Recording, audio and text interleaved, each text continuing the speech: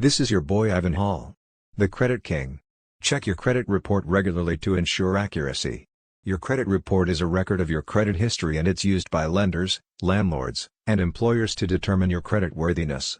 It contains information about your credit accounts, payment history, and any outstanding debts. It's important to check your credit report regularly, at least once a year, to ensure that the information is accurate. Errors in your credit report can negatively impact your credit score and make it harder for you to get approved for loans or credit cards. You can request a free credit report once a year from each of the major credit bureaus. Once you receive your report, review it carefully and look for any errors. If you find any inaccuracies, dispute them with the credit bureau. Also, be aware of suspicious activity on your credit report. It could be an indication of fraud or identity theft.